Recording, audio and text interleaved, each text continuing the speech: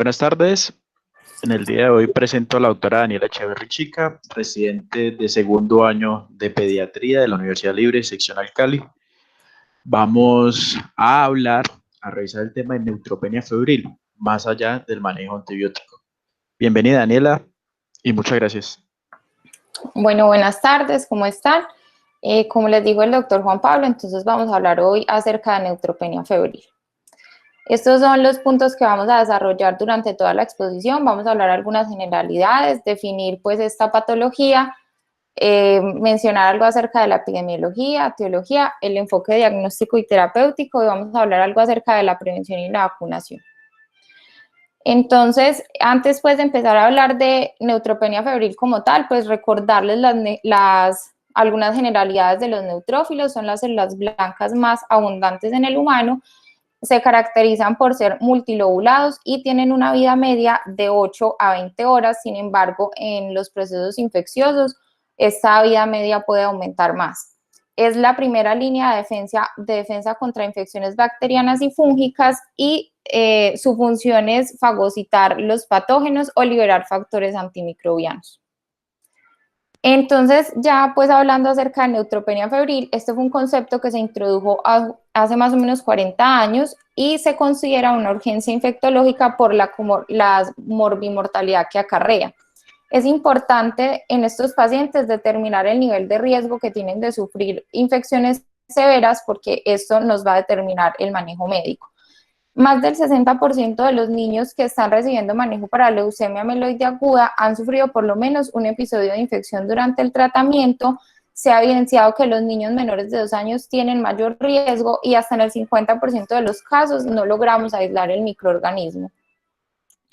En cuanto a las definiciones, neutropenia lo vamos a definir como un recuento absoluto de neutrófilos en sangre periférica por debajo de 500, y fiebre como un registro de un pico febril por encima de 38 grados centígrados, o 2 registros por encima de 38 con un intervalo no menor a 1 hora tomada en axilas. Sin embargo, hay otros autores que dicen que este intervalo es por encima de 12 horas. Existe una fórmula que es la que les presento en la diapositiva para determinar el recuento de neutrófilos absolutos, que es los leucocitos multiplicado por el porcentaje de neutrófilos sumado a las formas inmaduras dividido el valor normal de los neutrófilos. En cuanto a la neutropenia, la vamos a clasificar en 4 grados. Entonces tenemos neutropenia leve, que va de 1500 a 1000, moderada de 1000 a 500, grave es por debajo de 500, y neutropenia profunda es un conteo por debajo de 100 neutrófilos absolutos. En cuanto a la epidemiología, pues es una entidad común, se ve en los niños que tienen enfermedades oncomatológicas durante el manejo con quimioterapia. En promedio, estos niños pueden presentar 6 episodios de neutropenia febril durante el tiempo de tratamiento, y es importante tener en cuenta que los niños que tienen un adecuado manejo tienen curación entre el 60 y 70%. Sin embargo, pues no, hay que decir que no todos los niños reciben un manejo adecuado y a tiempo, sino 1 de cada 5 niños recibe el manejo adecuado. Las infecciones que pueden presentar son de diferentes etiologías, fúngicas, virales o bacterianas, siendo estas últimas las responsables de las complicaciones infecciosas más frecuentes y tempranas. El 50% de los niños con neutropenia febril tienen una infección ya establecida y oculta, y de este 50%, entre el 10 y el 30% cursan con bacteriemia. En cuanto a la etiología, pues la causa más común de neutropenia febril es los pacientes con cáncer de origen hematológico o tumores sólidos en un 90%. Sin embargo, existen otras causas que pueden generar esta condición, son un pequeño porcentaje. Tenemos causas congénitas, adquiridas, infecciosas, medicamentosas y neonatales. En cuanto a la etiología de las infecciones, el espectro es variado y se relaciona mucho con la epidemiología local y la complejidad de la institución. Inicialmente, estas infecciones eran por bacilos gram negativos. Sin embargo, se ha visto que ha habido un cambio en los agentes. Ahora hay un poco más de infecciones pues por gram positivos. Las infecciones fúngicas se presentan generalmente como infecciones secundarias, y solamente el 5% de los niños que se presentan con neutropenia febril se presentan con infecciones fúngicas desde el inicio. Y las infecciones virales pues van a depender de la edad y de las variaciones estacionales. Entonces en estas tablitas les traje los microorganismos más comunes que pueden generar infecciones en los niños con neutropenia febril. Tenemos los gram positivos, dentro de ellos está el Staphylococcus aureus, Streptococcus pneumoniae. Dentro de los gram negativos podemos encontrar Escherichia coli, Klebsiella, especies de Klebsiella, Pseudomonas aeruginosa. Dentro de los virus está el virus sincitial respiratorio, adenovirus, influenza, y de los hongos vamos a encontrar que los que más causan infecciones son Cándida y Aspergillus. Me pareció interesante mostrarles esta tabla porque esta tabla nos enfoca, dependiendo de la condición del paciente, en qué podríamos pensar. Entonces, un paciente oncológico con septicemia, debemos pensar, pueden ser etiología por gram positivos o gram negativos. Un catéter venoso central puede ser por gram positivos, lesiones en piel, Staphylococcus aureus, lesiones en mucosas puede ser por Streptococcus del grupo viridans. Pacientes que tengan antecedente de tratamiento prolongado con antimicrobianos de amplio espectro y corticosteroides, pensar que puede ser una infección por cándida. Pacientes que presenten sintomatología respiratoria, pensar en Aspergillus, y los pacientes que estén con inmunosupresión celular de linfomas y leucemias, aquí ya se deben de considerar algunos virus respiratorios. Les puedo pedir el favor de que cierren todos los micrófonos. Muchas gracias. En cuanto al enfoque diagnóstico, entonces, pues es muy importante. Vamos a tener como 3 bases para hacer el diagnóstico. La historia clínica va a ser una historia clínica muy detallada, determinar los días de fiebre, enfermedades de base, qué tipos de tratamientos o medicamentos está recibiendo el paciente. El examen físico es intencionado pues a buscar un foco, y vamos a tener también el apoyo de las ayudas diagnósticas. El objetivo del diagnóstico o de todo este examen es categorizar al paciente para poder instaurar una terapia antimicrobiana adecuada. Hay que tener pues en cuenta que solamente el 50% de los niños al ingreso tienen un foco claro, y que las infecciones más comunes son de piel y tejidos blandos, tracto respiratorio superior e inferior y gastrointestinal. Dentro de los estudios complementarios, bueno, nos podemos apoyar en hemogramas, reactantes de fase aguda, pruebas de función hepática y renal, y cultivos. En los cultivos podemos pedir hemocultivos, cultivo de catéter permanente, urocultivo, y en caso de que al examen físico hayamos encontrado algún foco y se pueda tomar cultivo, pues también se hará de este. Las imágenes se harán según la clínica. Realmente es debatido si se debe solicitar una radiografía de tórax o no al ingreso del paciente.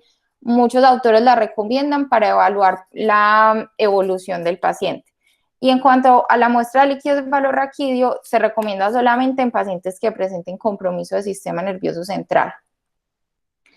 Bueno, entonces vamos a pasar a categorizar el riesgo del paciente. El objetivo de esta categorización es identificar cuáles son los factores que van a predisponer al paciente a una infección bacteriana invasiva, a sepsis o incluso a muerte durante los episodios de neutropenia febril.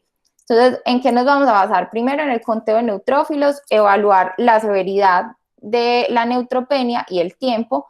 Cuando tenemos un conteo por debajo de 100 y este lleva más de 7 días, pues se asocia a alto riesgo, lo mismo que temperaturas cuantificadas por encima de 39 grados centígrados. Los pacientes que tienen un foco claro con signos de sepsis también se consideran de alto riesgo. Pacientes con bacteriemia, comorbilidades no infecciosas como insuficiencia hepática o insuficiencia renal. Dentro de los estudios complementarios, pacientes con trombocitopenia o una PCR elevada, y dentro de otros factores vamos a encontrar la edad. Entonces, acá están definidos bajo riesgo y alto riesgo. Los niños de bajo riesgo son aquellos que tienen neutropenia por debajo de 7 días, una temperatura menor de 39 grados centígrados, tienen buen estado general, no hay un foco claro al examen físico, su enfermedad de base se encuentra en remisión y hay evidencia temprana de recuperación medular. Esa evidencia temprana de recuperación medular, como la vamos a ver, se evalúa con los monocitos. Los monocitos son la primera línea celular que se recupera. Entonces, si hay recuperación o hay ascenso de los monocitos, pues eso nos quiere decir que los neutrófilos también van a empezar a subir posteriormente. Y los pacientes de alto riesgo, niños menores de 1 año o por encima de los 12 años, que el tipo de cáncer sea leucemia, su enfermedad de base se encuentre en inducción o tenga una recogida o haya un segundo tumor. Que el intervalo entre el último ciclo de la quimioterapia y el inicio de la fiebre sea menor de 7 días, la neutropenia lleve más de 7 días, tenga fiebre por encima de 39 grados centígrados, asociado a signos clínicos y sepsis, a signos clínicos de sepsis, perdón, compromiso respiratorio del tracto gastrointestinal, alguna comorbilidad asociada, que tenga un recuento de neutrófilos por debajo de 100, un recuento de plaquetas por debajo de 500, una PCR por encima de 90 asociado a bacteriemia. Se han desarrollado unas escalas de riesgo, entonces una se desarrolló en Chile y esta evalúa el valor de la PCR, hipotensión, leucemia, trombocitopenia y quimioterapia. Si tenemos 2 o más, se considera que el paciente es de alto riesgo. Y en Argentina se desarrolló otra y esta evalúa es la enfermedad de base en estado avanzado, da 3 puntos, comorbilidad serían 2 puntos y bacteriemia sería 1 punto, perdón. Si tiene un puntaje por encima de 4, se considera que es de alto riesgo. Este es un esquema, pues, como un enfoque inicial de cómo vamos a enfocar al paciente, valga la redundancia. Entonces, pues, nos vamos a basar en la evaluación clínica, en los estudios complementarios, en la categorización del riesgo. Entonces, si tenemos un paciente de alto riesgo, pues debe ser hospitalizado y debe recibir terapia endovenosa, ya sea con cefepime o piperacilina tazobactam, puede ser en monoterapia o combinados con amikacina, si lo que se busca es tener un espectro más amplio. Y de bajo riesgo, el paciente ya si está hospitalizado puede ser manejado con ceftriaxona o ambulatorio puede ser manejado con ciproxima, ciprofloxacina o amoxicilina clavulanato. ¿Cuándo vamos a pensar o cuándo debemos adicionar vancomicina al manejo de estos pacientes? Entonces, pacientes que tengan evidencia de septicemia por cocos gram positivos, que hayan tenido infecciones en los últimos 3 meses por estreptococo, neumonía resistente a cefalosporinas de tercera generación, que haya sospecha de una infección asociada al catéter venoso central, infecciones en piel y tejidos blandos y pues dependiendo también de la epidemiología local, e infecciones osteoarticulares. ¿Cómo se va a hacer el seguimiento a los pacientes de bajo riesgo? Entonces los vamos a evaluar a las 24 a 48 horas y determinar si conservan la categoría o son de alto riesgo. Si siguen siendo pacientes de bajo riesgo y no tenemos un foco clínico claro, evaluar la posibilidad de pasar los antibióticos vía oral y suspender el antibiótico después de 24 horas que el paciente se encuentre afebril y tenga un recuento por encima de 100. Si tenemos un foco clínico claro, pues la idea sería darle un manejo dirigido de acuerdo al foco que tengamos. En cuanto al seguimiento de los pacientes de alto riesgo, la evaluación se debe hacer después de 72 horas. Si tenemos una evolución favorable, aún sin un foco clínico o sin etiología clara, el tratamiento debe ser mínimo de 7 días y el paciente debe llevar 48 horas a febril y los neutrófilos deben ir en ascenso. Si tenemos un foco clínico o una etiología determinada, el tratamiento se debe ajustar pues acorde a eso. Si la evolución del paciente no es favorable, debe hacerse nuevamente pues toda una valoración completa con paraclínicos y cultivos, evaluar si se debe mantener o no el tratamiento según los hallazgos que tengamos.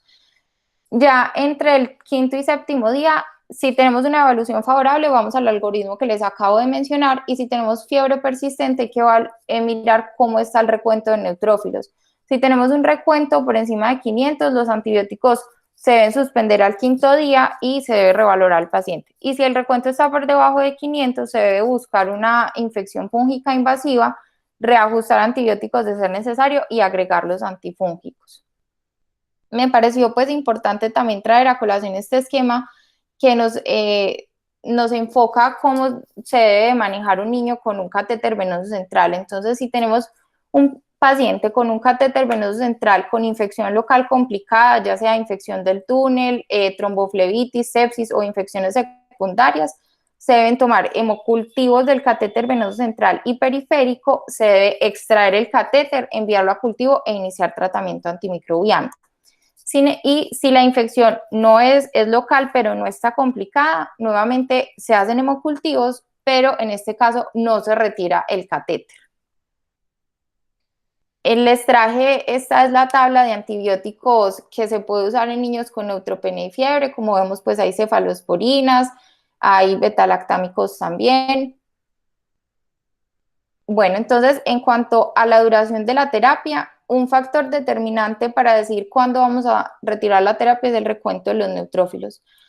Si tenemos un paciente que ya lleva febril entre el tercer y quinto día está febril, tiene un conteo de neutrófilos por encima de 500 por 2 días consecutivos y una evolución favorable, el paciente ya se categoriza como bajo riesgo y puede recibir un tratamiento oral con una cefalosporina de tercera generación o con amoxicilina más ácido clavulánico.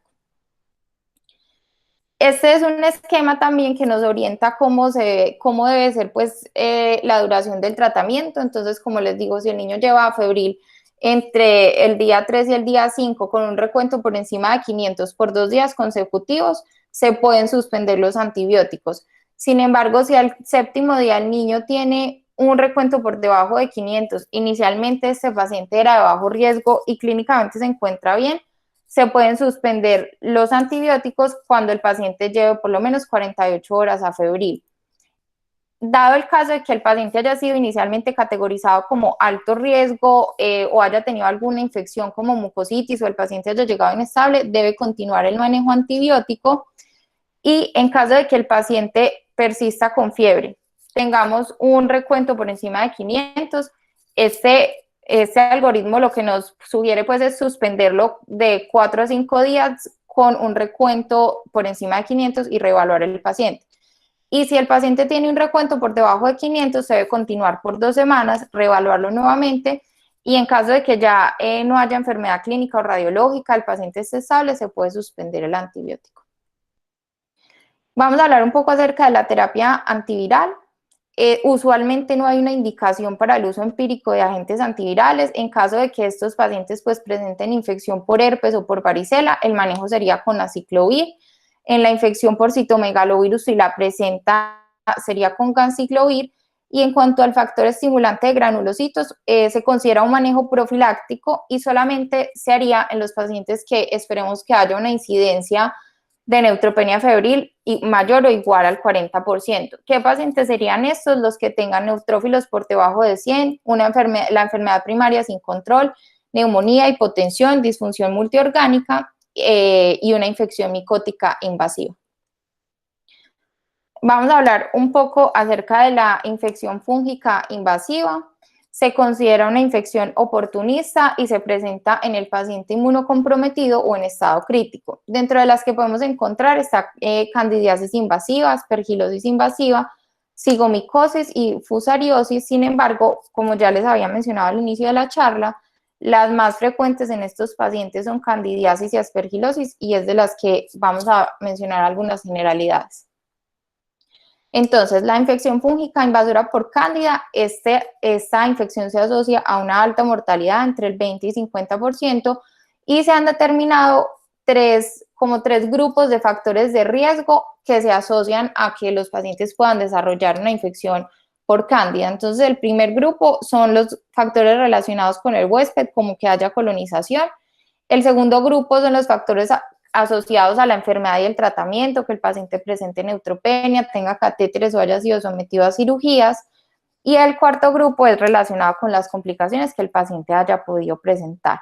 Dentro de las formas clínicas, la más común es la candidemia, sin embargo, pues también puede haber una infección pues masiva por cándida. Y la clínica tiene un espectro que puede ir desde un cuadro febril sin foco hasta un paciente séptico. En cuanto a la aspergilosis invasora, existen también múltiples factores de riesgo para desarrollarla. En cuanto al huésped, serían que el paciente tenga neutropenia o una enfermedad avanzada, que el tratamiento sea esteroides o radioterapia, haya recibido pues un trasplante recientemente y Los factores medioambientales que tengan proximidad a áreas de construcción y remodelación. La entrada de este hongo es por vía respiratoria y hay dos formas de presentación: aspergilosis rinosinusal y aspergilosis pulmonar invasiva, que se caracteriza por tos, disnea y fiebre. ¿Cuándo vamos a sospechar una infección fúngica? Entonces, los pacientes que tengan fiebre recurrente o persistente por más de 96 horas asociado a neutropenia, a pesar de estar recibiendo un manejo antibiótico, que no hayamos podido identificar el origen de la fiebre y que el recuento de neutrófilos no aumente. Los pacientes que tienen alto riesgo de infección fúngica son aquellos que tengan un diagnóstico de leucemia mieloide aguda, que tengan recaída o alto riesgo de leucemia linfoblástica aguda, neutropenia prolongada, quimioterapia mielosupresiva, dosis altas de glucocorticoides, un trasplante de células madre hematopoyéticas recientes y enfermedad injerto contra huésped. Las infecciones fúngicas tienen mayor incidencia en los pacientes pediátricos con cáncer. Los estudios han reportado incidencias entre el 5 y el 7%, con una tasa de mortalidad muy alta que es por encima del 60%. La gran mayoría de infecciones es causada por especies de cándida. Sin embargo, pues también ha aumentado la prevalencia de las infecciones por aspergillus. ¿Cuáles son los pacientes que se consideran en riesgo de desarrollarlo? Pacientes con trasplantes de células madre hematopoyéticas, leucemia mieloide aguda, una recaída de la leucemia linfoblástica aguda y neutropenia por encima de 7 días, y en ellos son en quienes se recomienda una profilaxis antifúngica.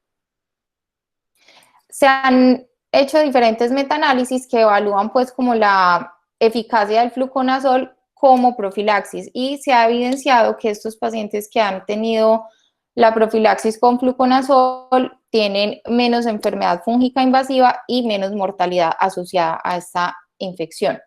Hasta ahora, pues ningún otro antifúngico ha demostrado beneficios superiores al fluconazol en cuanto a la profilaxis. En los pacientes en que sospechemos aspergillus, pues el manejo debe de ser con voriconazol, que pues recordemos que es un antifúngico triazólico que lo que hace es inhibir la síntesis del ergosterol, y el ergosterol es el esteroide que compone las membranas de los hongos.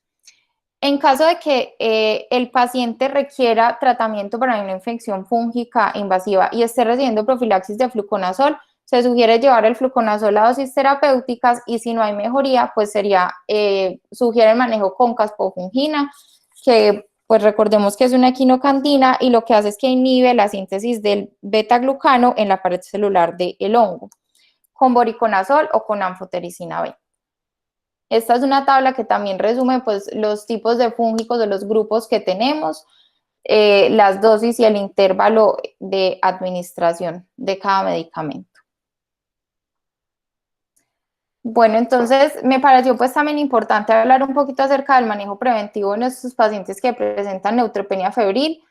En cuanto a la profilaxis bacteriana, realmente está un poco debatido si se debe dar o no. Hay pues autores que no lo recomiendan, sin embargo hay otros como los que les voy a mostrar más adelante, que sí recomiendan una profilaxis bacteriana con levofloxacina, porque hasta ahora se han visto pues buenos resultados en los estudios, menos infección bacteriana invasiva. En cuanto a neumocistis girovechi, recomiendan una profilaxis con trimetoprim sulfametaxazol 3 veces por semana durante la quimioterapia y hasta 6 meses después de haberse completado la misma.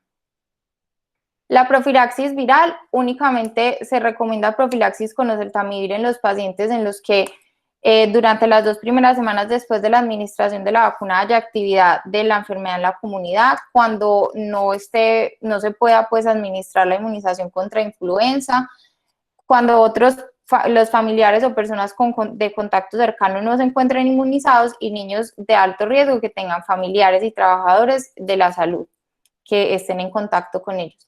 En cuanto a la ciclovir en varicela, pues lo recomiendan únicamente cuando ha habido exposición al virus, y recomiendan la inmunoglobulina contra varicela zoster dentro de las primeras 96 horas post-exposición. Sin embargo, pues es un medicamento costoso y no es muy fácil de conseguir. Entonces, en este caso de que no se pueda, la recomendación es manejo con aciclovir. Entonces, lo que yo les mencionaba era que habían algunos autores sugerían la profilaxis con levofloxacina. Me pareció un artículo muy interesante de Pediatrics in Review, que es la profilaxis en el paciente pediátrico con cáncer. Entonces, como pueden ver, pues acá lo dividen es dependiendo de qué patología hematológica o hematoncológica tiene. Entonces, si son pacientes de alto riesgo, miren que ellos sugieren el manejo, la profilaxis con levofloxacina, también sugieren una profilaxis antifúngica con fluconazol. En todos los pacientes que tengan leucemia linfoblástica aguda, dependiendo pues de la condición, si son viral, recomiendan también la profilaxis contra neumocistis, contra parásitos, pues es dependiendo como de la zona en la que esté. Ya vamos a hablar un poquito acerca de contra parásitos. Contra micobacterias es si se debe hacer antes de que el niño empiece pues todo su tratamiento, evaluar PPD, y en caso de que este salga positiva, pues se debe dar tratamiento para manejo de tuberculosis latente. Entonces, miren que igualmente en la leucemia mieloide aguda también recomiendan una profilaxis antibacteriana pues con levofloxacina. Entonces, pues es muy debatido como la profilaxis que se puede dar o no. En cuanto a la profilaxis antiparasitaria, me parece importante traer la colación porque pues nosotros seguimos siendo un país en el que todavía tenemos parásitos y existe la posibilidad de que estos niños pues tengan pues el parásito. Un ejemplo de ellos es Strongyloides estercolaris, que produce la strongyloidiasis. Y en los pacientes inmunocomprometidos pueden llegar a desarrollar el síndrome de hiperinfección por este parásito, que se va a caracterizar por diarrea severa, dolor abdominal, fiebre, compromiso respiratorio, rash, hipotensión, meningitis y bacteriemia por microorganismos de la flora intestinal. Esto asociado a una ausencia de eosinófilos en el hemograma. En caso de que eso se presente, recomiendan manejo con ivermectina. Y ya pues para finalizar, en cuanto a la vacunación, pues idealmente se debe realizar antes de que se inicie el tratamiento inmunosupresor, y la recomendación es que las vacunas inactivadas se administren más de 2 semanas antes de iniciar el tratamiento, y en caso de que sean vacunas vivas atenuadas deben ser más de 4 semanas antes del tratamiento, y la influenza sí se debe poner anualmente. Y bueno, eso era todo lo que tenía para compartirles hoy.